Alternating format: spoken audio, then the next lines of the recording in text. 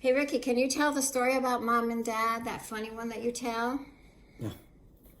Geriatric Olympics, as Yeah, that's the call one. it. Yeah. Yeah, I can tell that story. We always get a kick out of it. This is a story about my mom and dad, late in their 70s.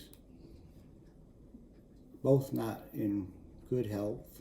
My mom had COPD. My dad, a victim of stroke. Very hard-working man. Loved the outdoors. And so this is just a story about the one day that he decided that he wanted to mow lawn, which he loved to do. Was pretty much the only thing he still could do. He loved machinery. So we tried to let him do as much as he could, but he'd already been mowing for 3 days. So my mother called down to my house, which I lived on the opposite side of the road, and she says, "Richard, you've got to get up here and tell your father he can't go mow today." I said, "Why?" "Well, he's already mowed 3 days in a row, and if he goes out today, he'd be too goddamn too tired to, and he'll be grumpy as sin tomorrow." I said, "All right, no, I'll come up." All right. So I walked up across the road and talked to my dad, and I said, "Hey, Dad, don't you think probably you ought to rest today?" And he's like, "Oh, I can go out for a little while." I said, "Well, we know how that works. A little while is hours." And my mother chimes in because she liked to voice her opinion, whether you wanted it or not. And she's like, "Well, you ain't going out. I'm telling you, you'll be tired tomorrow and you'll be ugly. You'll be all tired out." So instead of giving my mom a direct answer, he gave a madden answer, which amounted to, "Well, maybe I should rest today." She says, "Yeah, I want to take a nap. I'm tired, and I don't want you out there. You get all tired out." So that's kind of the lead up to the actual story, which is I had decided that everything was fine and went on down to my house. And well, apparently about the time I got to my house, which is probably not 1,000 feet from their back door, my dad decided that she had long enough to fall asleep. And he had made it from across the living room with his walker, because he used a walker to be stable, out the first door onto the porch. Well, by the time he got to the second door and opened it, it squeaked. And my mother came alert immediately. She woke up from a sleep. Well, I heard all this commotion from across the street, yelling back and forth. "You're not going to go out and mow." "Yes, I am. You can't stop me." She's like, "Yes, I can. I'll get the keys to that tractor and then you can't go out."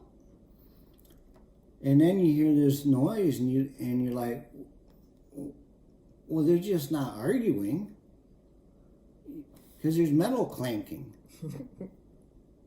And I'm about halfway up my driveway so I could see the back door on the porch. And they're fighting about who can get out of the door first with two rollers. And because Dad had already started out of the house, he got out of the door first. And my mom's trying to cut him off and push him away from into the door, and then try to get her roller out the door. So I'm walking up the driveway at a pretty fast walk, and I'm watching this thing unfold. So here we have two people, mid-70s, both very with big health issues, and they're playing demolition derby with their walkers. And I was like, what? And one thing my mom always said about her condition, she said, I'm only limited to the length of my oxygen cord. Well, that day,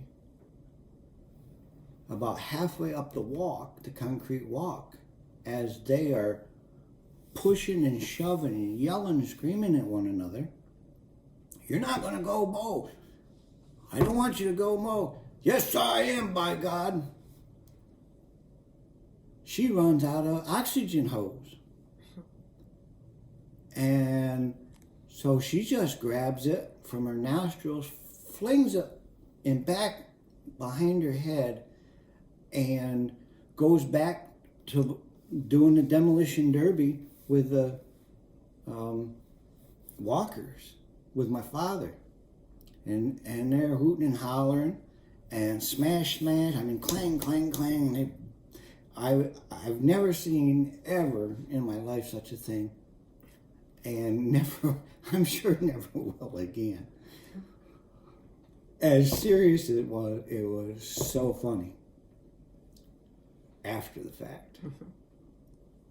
And once my mom got loose of her oxygen cord, she had just enough. I mean, she just put everything into it that she had, because she was a very strong woman, very determined.